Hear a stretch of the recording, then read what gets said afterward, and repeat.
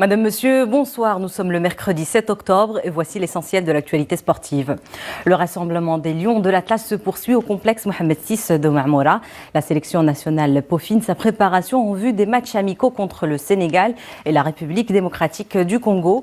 Après le forfait de Zoher Faddal, Nabil Derar va également manquer à l'appel après un test positif à la Covid-19. C'est le latéral de Newcastle, Achraf Lazar, qui va donc le remplacer.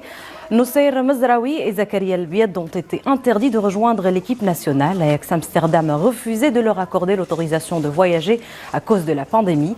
Du côté des blessés, Naïf Agerd, arrivé au stage des Lions de l'Atlas blessé, et Hakim Ziyech, qui n'a pas encore retrouvé toute sa forme, ont dû recevoir les soins du staff médical de l'équipe nationale au centre de Marmora.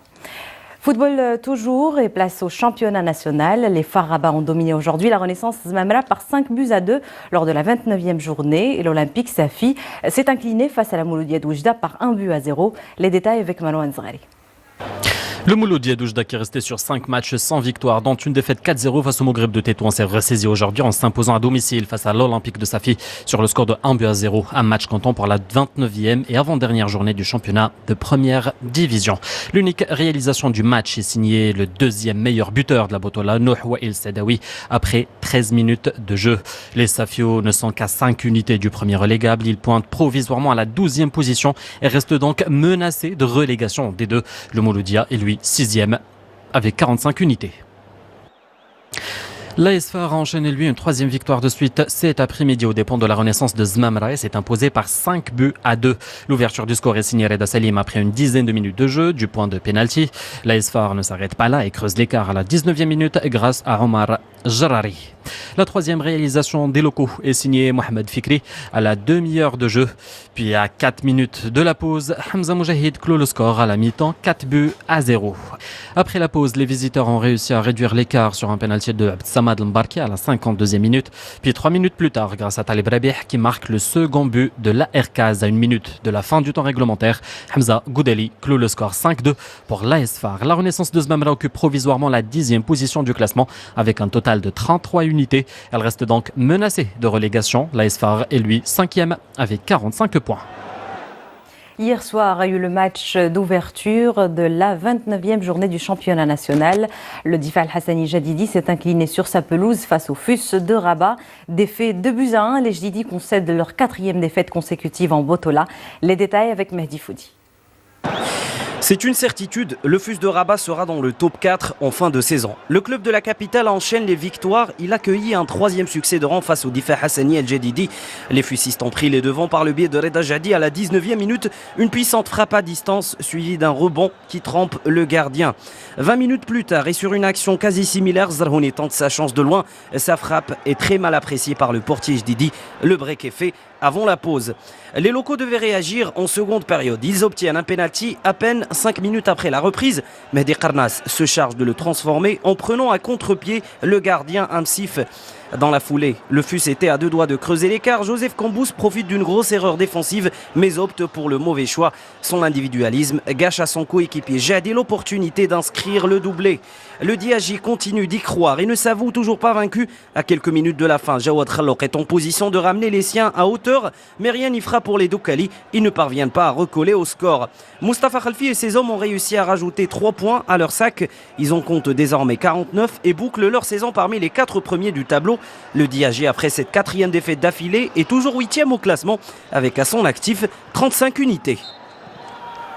Le président de la FIFA, Gianni Infantino, en visite au Qatar, a rencontré les organisateurs de la prochaine Coupe du Monde 2022.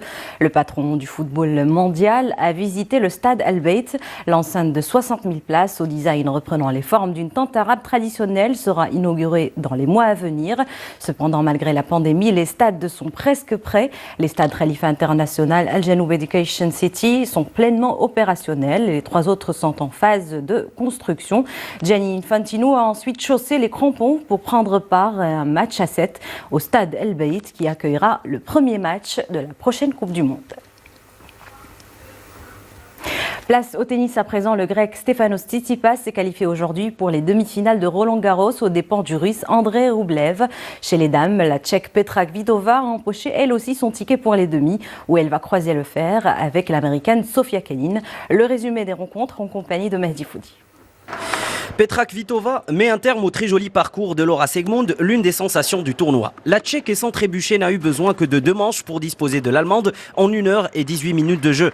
Kvitova, impressionnante et en pleine forme, enchaîne les bonnes prestations. La 11e mondiale n'a lâché à ce stade aucun set. Elle maîtrise son adversaire et s'adjuge la victoire en 2-7, 6-3, 6-3. Petra retrouvera les demi-finales à Roland-Garros pour la 2e fois de sa carrière. Elle croisera la raquette avec l'américaine Sofia Kenin, victorieuse de sa compatriote Danielle Rose Collins. La 6e joueuse mondiale a un peu plus galéré que la Tchèque. Kenin avait écarté Fiona Ferro en 8e en 3 manches.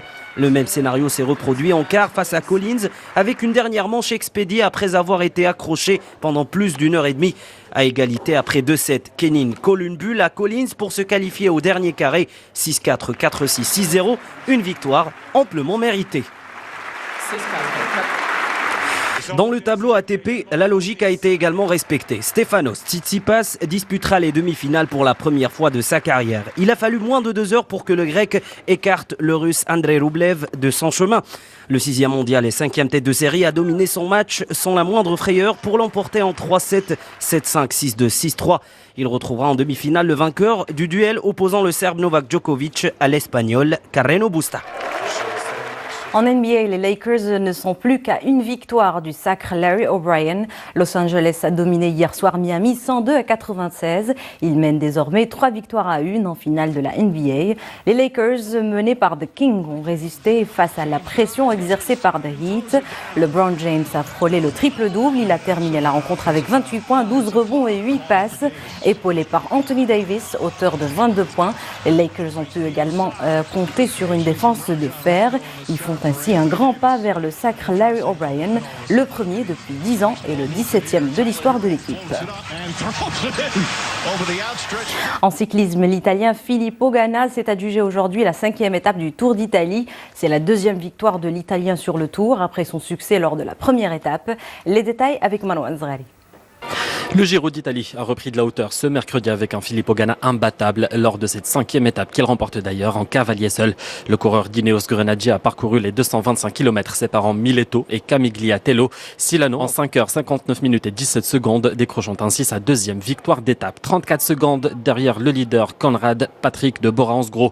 C'est adjugé la 2e place au sprint devant Joao Almeida de la team de Koenig Quick-Step. Il s'agit de l'une des étapes les plus longues de cette 103e édition du Tour d'Italie, marquée par un col de première catégorie de Valico di Montescuro et ses 1500 mètres de dénivelé situés 12 km avant la ligne d'arrivée.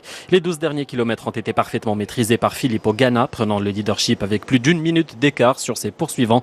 À l'issue de la 5e étape, le Portugais Joao Almeida de Koenig Quick-Step reste en tête avec un chrono de 17h, 6 minutes 23 secondes.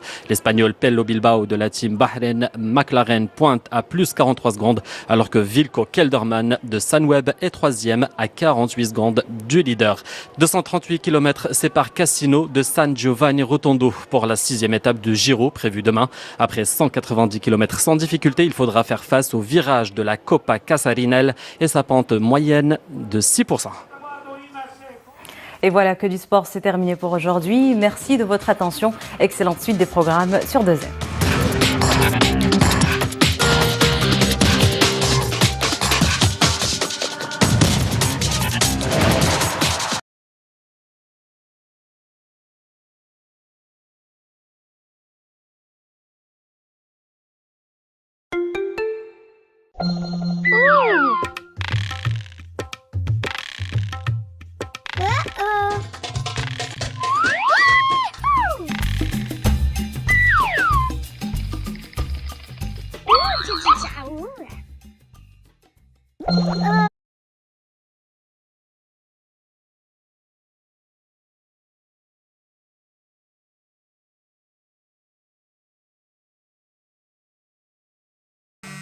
Hello, regarde le bon plan que je viens de choper chez District Center.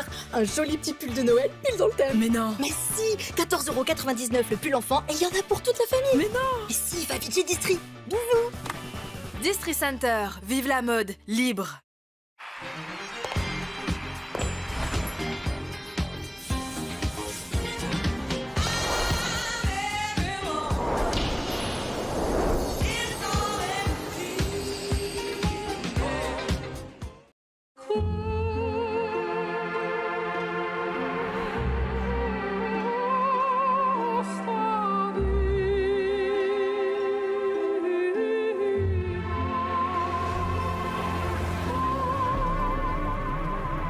Gaultier Divine, le nouveau parfum de Jean-Paul Gaultier.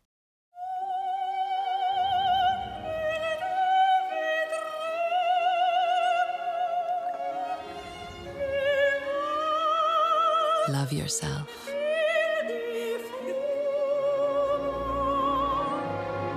Vénus de Nina Ricci, le nouveau parfum de Nina Ricci.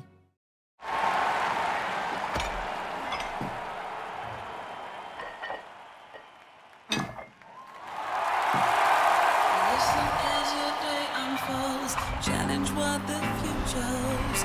Try and keep your head up to the sky.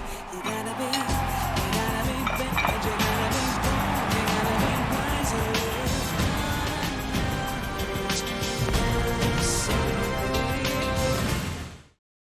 Même un minimum pour...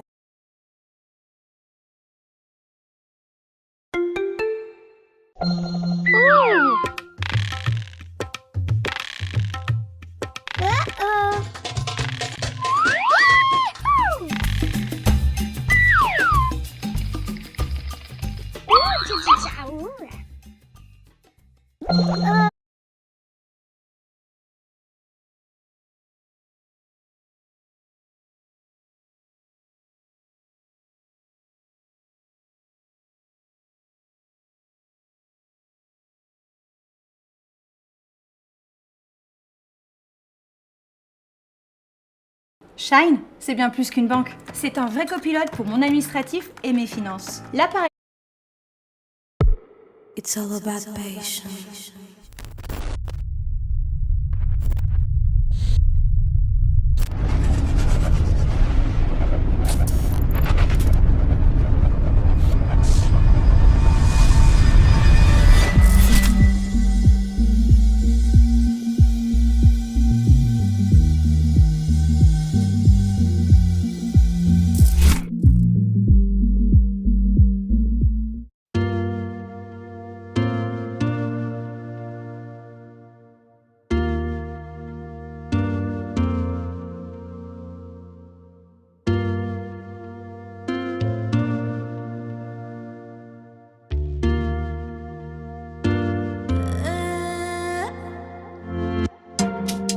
E nunca sabe cos'è che sta passando.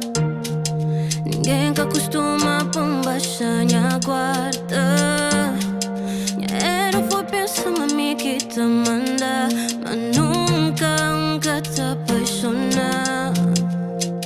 E que alguma maneira de jovem que me ou que gente te matando. Nunca ninguém que bom pede postura, mas bobo descontrolando. Tudo atenção vira pavo, mas nunca devia me cubo.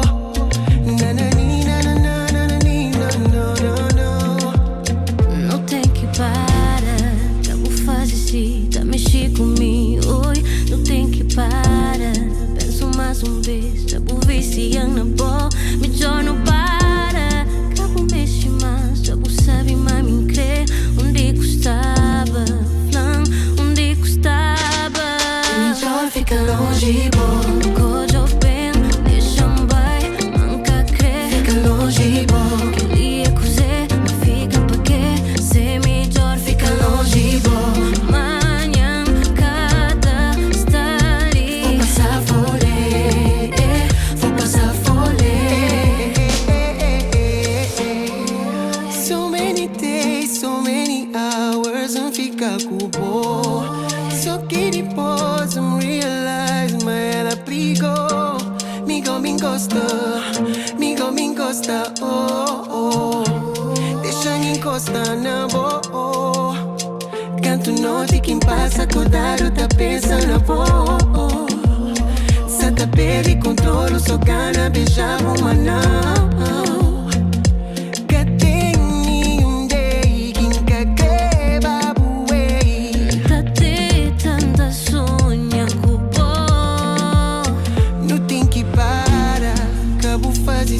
Tá mexer comigo, oi, não tem que parar. Pensa mais vez, já vou viciando, pô, me já não para. Já vou mexer mais, já vou saber, mami, crer. Onde custava, flan, onde custava. É melhor ficar fica longe, boy. Gojo bem, deixa boy, manca que fica longe, boy. E é que você fica pra quê? Se me joga, fica longe, boy. Manhã que te estarei. Vou passar folha, vou passar folha.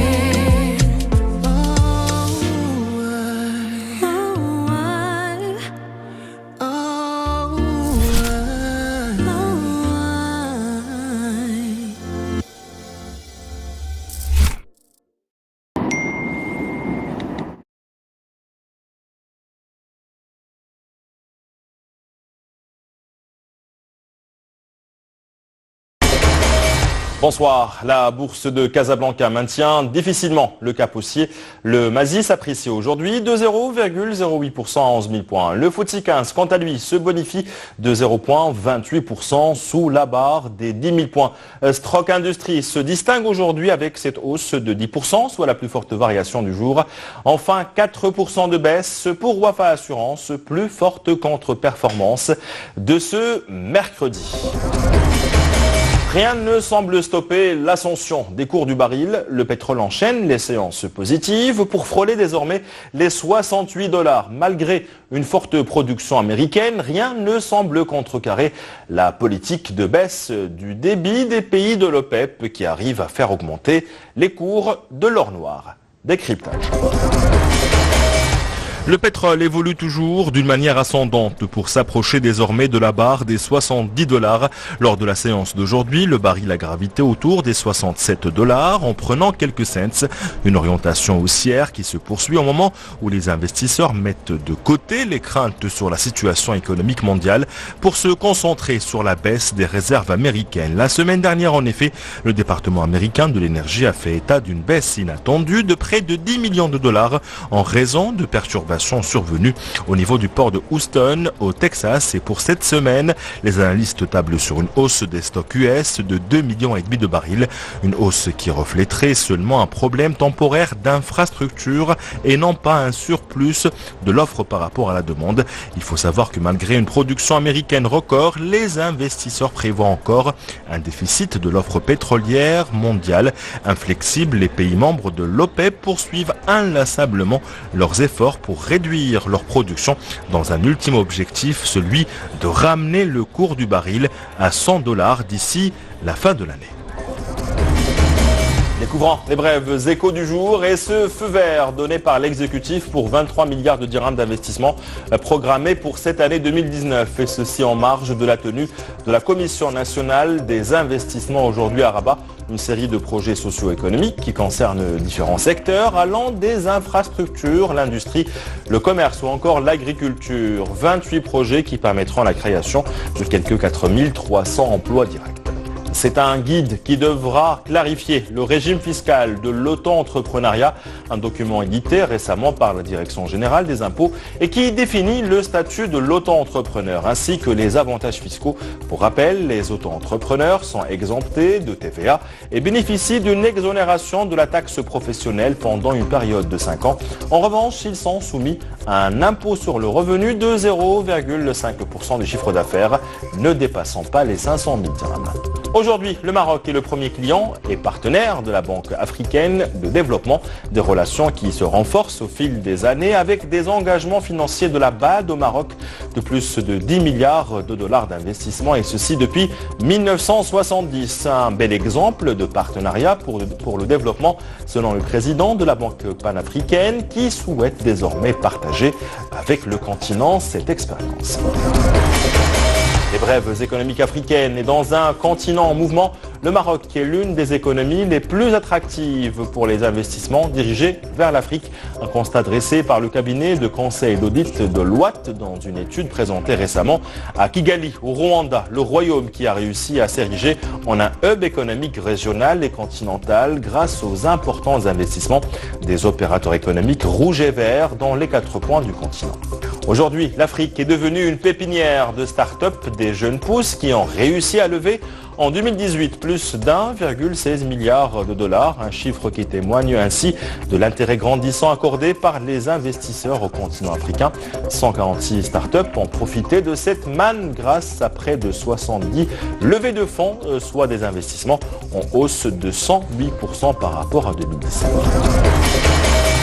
730 millions de dollars, c'est le chiffre de la Minute Afrique de ce mercredi. Et c'est le montant de l'aide au développement apportée par la Banque mondiale au Bénin. Un engagement et une ligne de crédit qui servira à financer 12 projets dans les domaines de la transformation, le capital humain ou encore la réduction de la vulnérabilité au climat. Quelques mois après le déclenchement de l'affaire Carlos Ghosn, Renault veut aller désormais de l'avant dans son alliance avec Nissan. Le constructeur français aurait désormais l'intention de reprendre les discussions sur une éventuelle fusion avec le constructeur japonais dans un délai de 12 mois. Des négociations qui doivent trouver un scénario de rééquilibrage des parts ou de fusion contentant à la fois la partie nippone mais aussi supportant la domination de la partie française. Des tractations qui devront également se pencher sur un élargissement de l'alliance avec le groupe Fiat Chrysler. À demain.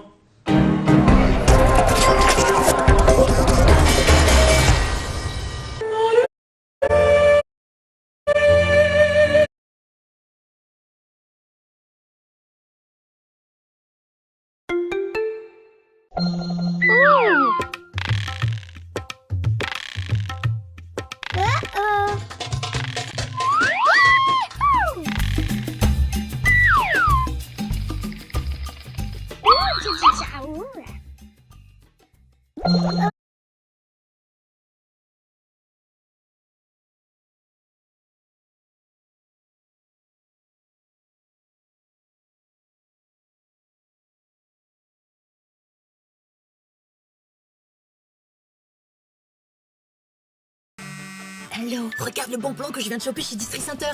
Un joli petit pull de Noël, pile dans le thème. Mais non. Mais si, 14,99€ le pull enfant et il y en a pour toute la famille. Mais non. Mais si, va vite chez District. District Center, vive la mode, libre.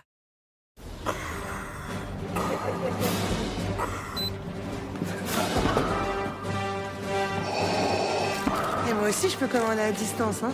Commandez votre chauffage à distance avec l'appli EDF et moi.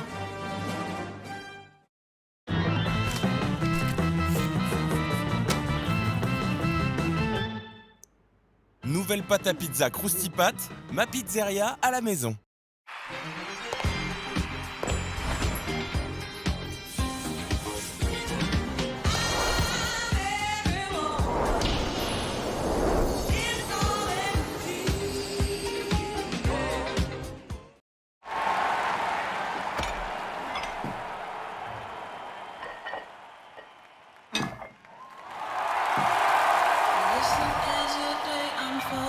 Challenge what the future holds. Try and keep your head up to the sky. You gotta be better, you gotta be bold, you gotta be wiser.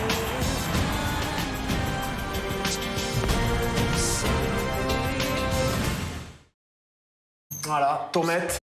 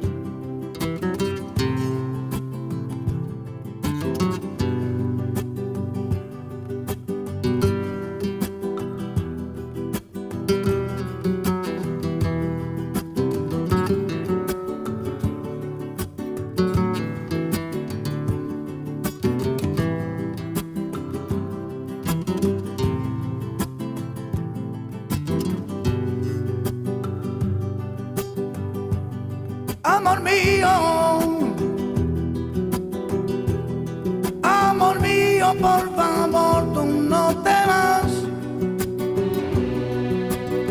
Yo contaré a las horas.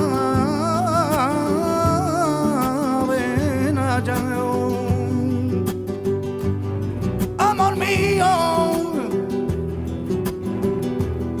Amor mío, por favor, tú no te vas. Yo contaré a las horas. Queda ya. Vuelve. No volveré, no volveré, no volveré. No quiere recordar, no quiere recordar. Vuelve. No volveré, no volveré, no volveré. No quiere recordar, no quiere recordar.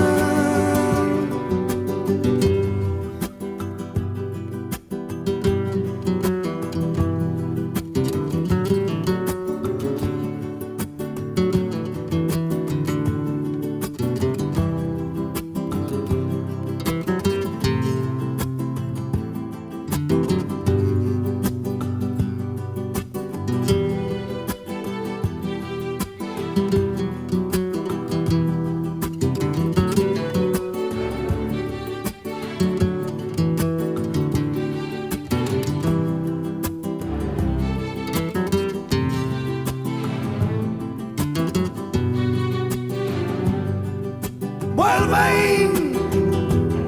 No volveré, no volveré, no volveré. No quiere recordar, no quiere recordar. Vuelve. No volveré, no volveré, no volveré. No quiere recordar, no quiere recordar.